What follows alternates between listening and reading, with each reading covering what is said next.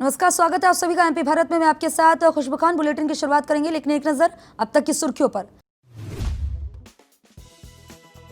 प्रदेश में लव जिहाद कानून के बाद अब पत्थरबाजों के खिलाफ भी कड़े कानून की तैयारी में शिवराज सरकार। सीएम शिवराज ने कहा, बनाया जाएगा कड़ा कानून। प्रदेश में बिजली चोरी करने वालों की अब खैर नहीं। राजस्थान, पंजाब और गुजरात की तर्ज पर एमपी में भी बनेंगे विद्युत पुलिस स्टेशन। भोपाल, इंदौर और जबलपुर के विद्युत मैनेजिंग डायरेक्टर को भेजी गई चिट्ठी।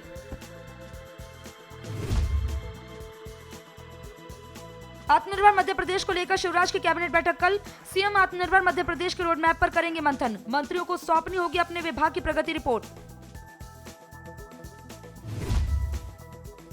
बैतूल में एक ही परिवार पर पेट्रोल छिड़ककर जिंदा जलाने का सनसनीखेज मामला आया सामने। आग में 50% झुलसी 16 साल की बच्ची, जिला अस्पताल में चल रहा इलाज। और डिंडौरी पुलिस को मिली बड़ी कामयाबी। पटरिया से अगवा 2 नाबालिग बच्चियों को पुलिस ने सकुशल किया बरामद। मामले में पुलिस ने 2 आरोपियों को भेजा जेल। चलिए खबरों में बढ़ते हैं विस्तार से। भोपाल, प्रदेश में लव जिहाद कानून के बाद अब शिवराज सरकार पत्थरबाजों के खिलाफ भी कड़ा कानून बनाने जा रही है और उस पर विचार कर रही है।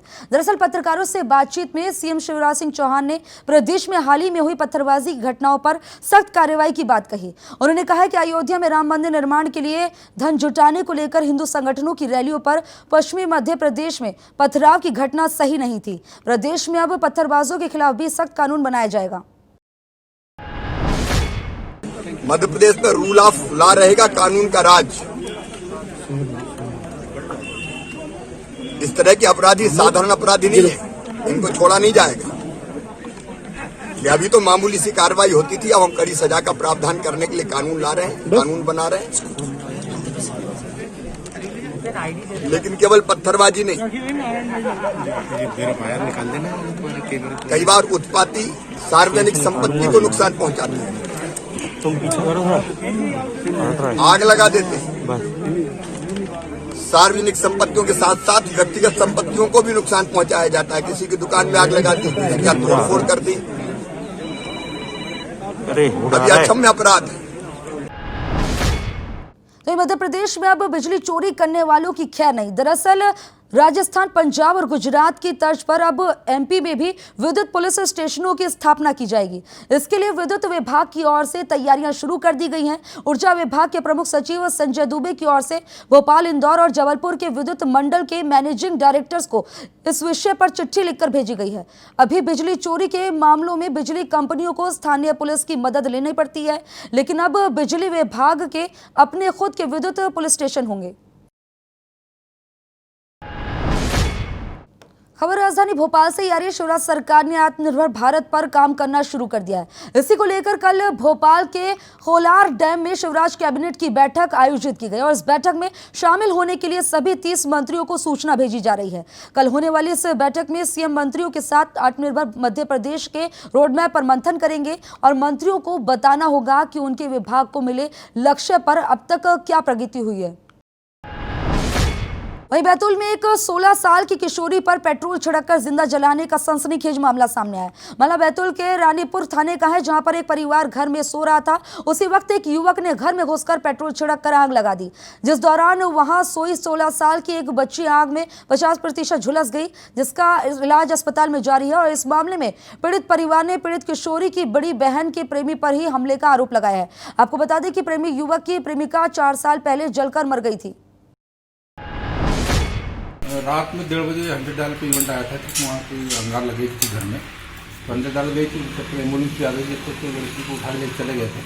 सूचना मिली कि घर में अंदर सो रहे थे, दरवाजा बंद करके बाहर के खिड़की के में जाली और वो नहीं थी, उसमें पल्ले उल्ले किसी ने पेट्रोल ज्वलंत पदार्थ अंदर डाल के आग लगा दी थी। ऐसी सूचना मिली है, तो गए तो लड़की बैतूल भर्ती है।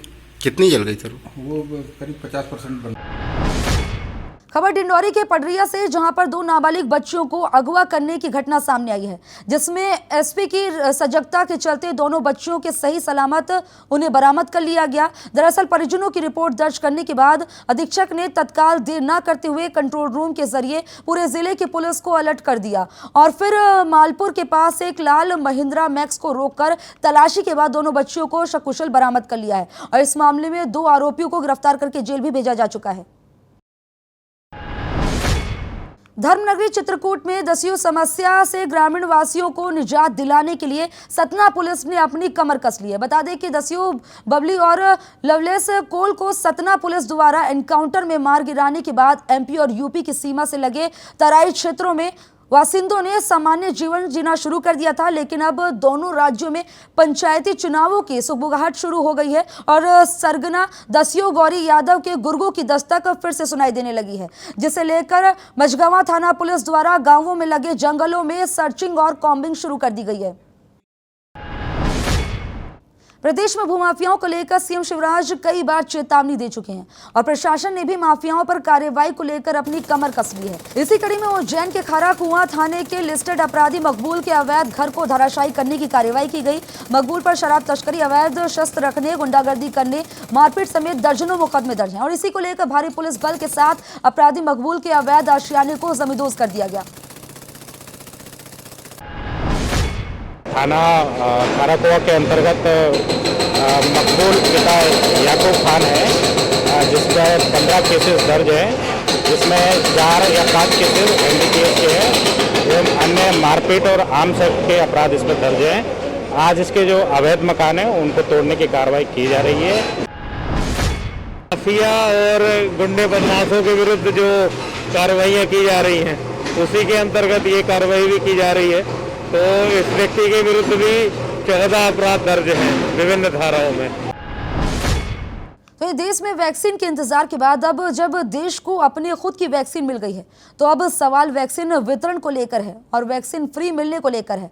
खबर दमोह से है, जहां पर अपने दौरे पर दमोह पहुंचे केंद्रीय संस्कृति एवं पर्यटन राज्य मंत्री प्रहलाद पटेल ने भी वैक्सीन को लेकर वैज्ञानिकों का अभिनंदन किया और पत्रकारों द्वारा पूछे गए सवाल पर केंद्रीय मंत्री पटेल ने कहा है कि वैक्सीन फ्री में लगवाई जाएगी और इसके लिए भारत सरकार पूरी तरह से मुस्तैद है। केरोसिन की तस्करी के खिलाफ जबलपुर पुलिस को एक बड़ी सफलता हाथ लगी है। दरअसल केरोसिन तस्करी को लेकर बार बार सूचना मिलने पर हनुमानताल थाना प्रभारी और क्राइम ब्रांच की टीम ने बहरोबाग में एक मकान में संयुक्त रूप से दबिश दी, जिसके बाद करीब 250 लीटर मिट्टी का तेल के साथ नौशाद नाम के एक शख्स को भी गिरफ्तार किया गया। पुलिस का कहना है कि नौशाद लंबे वक्त से मिट्टी के तेल की कालाबाजारी में लिप्त था, जिसे गिरफ्तार कर लिया गया है। एमपी भारत में फिलहाल मेरे साथ इतना ही। देश प्रदेश की तमाम अहम खबरों के लिए देखते रहिए एमपी भारत। नमस्कार।